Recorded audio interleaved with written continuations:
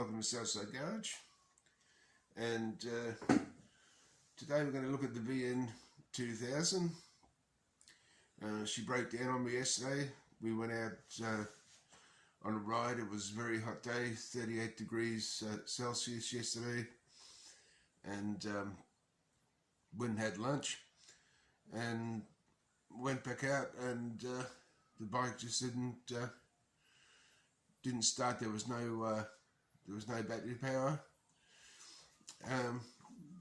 So anyway, checked all the fuses and so on, and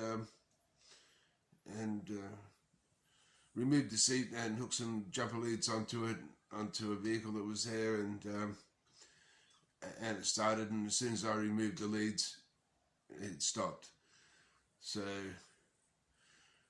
first things first, we're going to recharge the battery, see if that's going to take charge, and then see if we can get the bike started and test the voltage output on the stator and rectifier.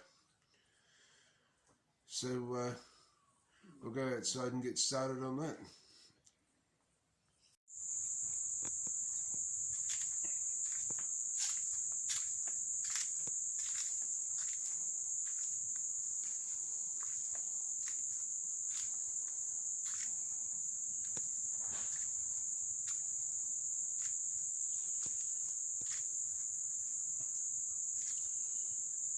So first we're going to remove the seat. It's just these two 10mm bolts at the back here.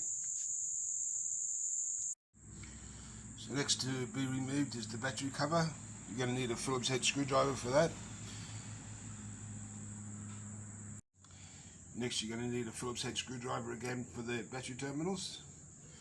And in this case I'm actually going to remove the battery, inspect it, and so on, and have a look down inside the battery cradle there to see if there's any corroded wires or anything like that.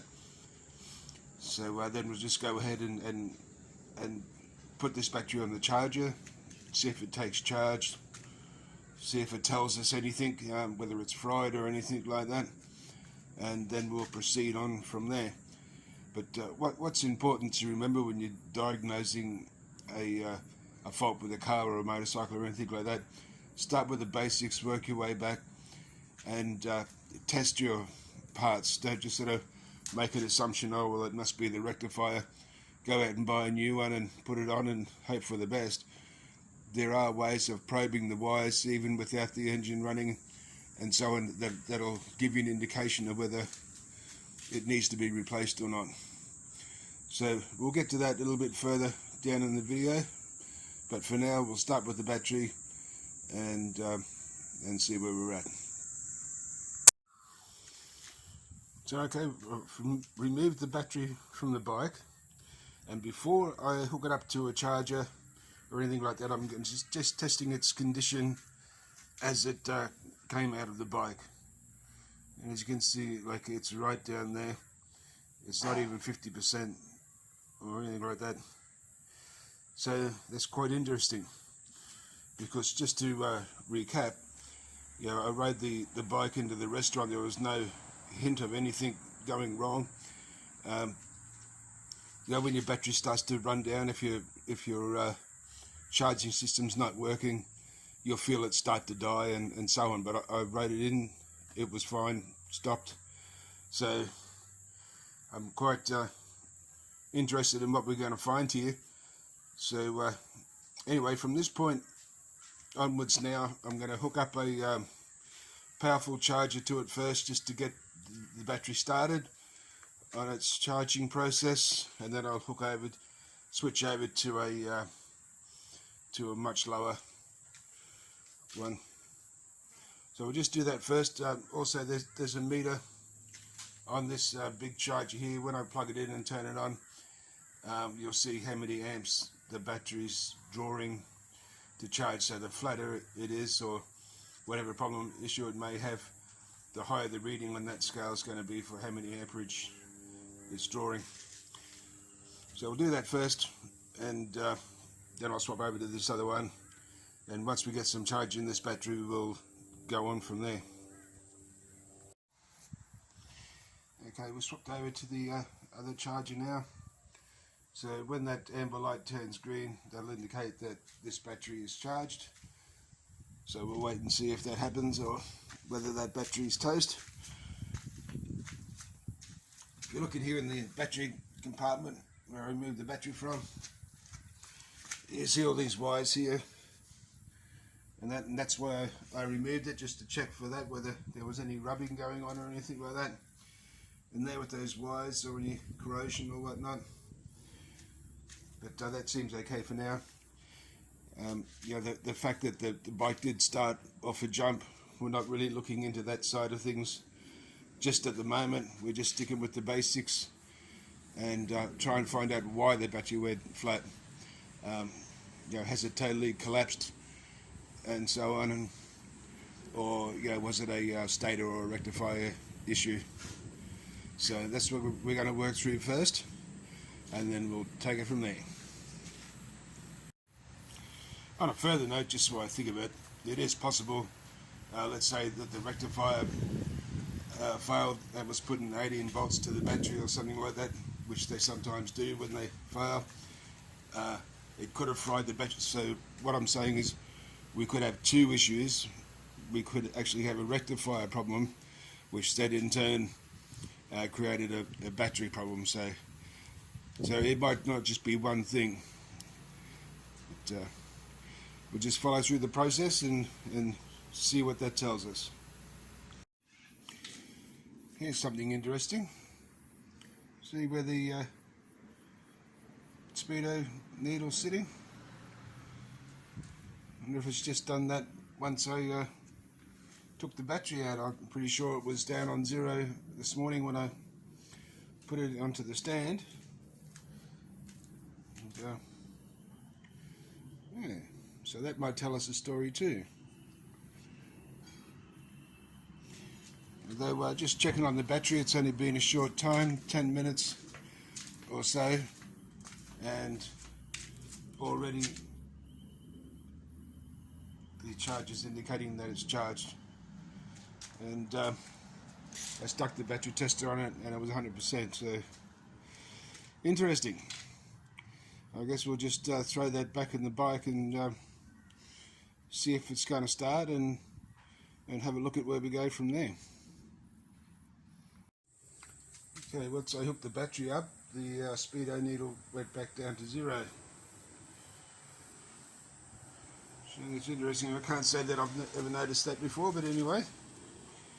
We've got our multimeter hooked up now. Battery's showing a very strong 13.3 volts, so that's good. Just turn the ignition on now and see what happens.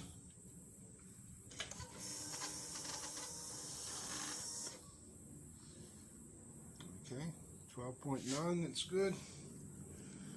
Let's just hit the starter and see. Whoop.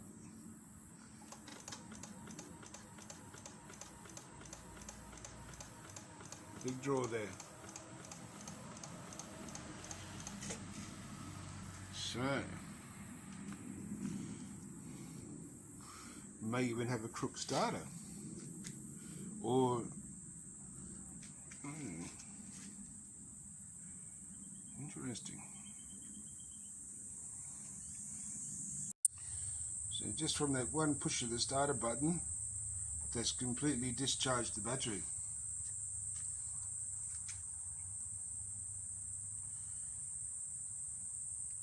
So we may very well have a battery issue here.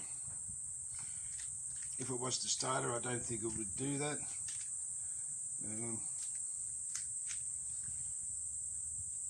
The plot thickens. Now they removed the battery a second time. The needle stayed on 0 on the odometer, so interesting. What we're going to do next is see if we can find something to put a load on that battery and see what it does. So where we're up to now, we've load tested this battery and it didn't fare too well at all, so brand new battery in there. We'll hook the multimeter back up to it, see if it'll start, and then we'll see what's happening from that point.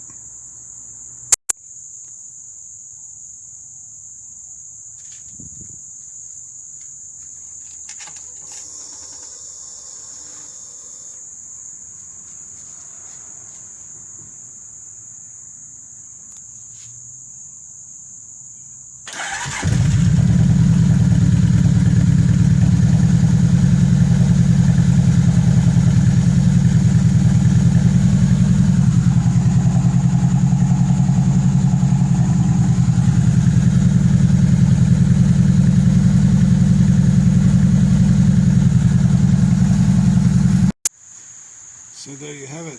Turned out to be the battery that was at fault.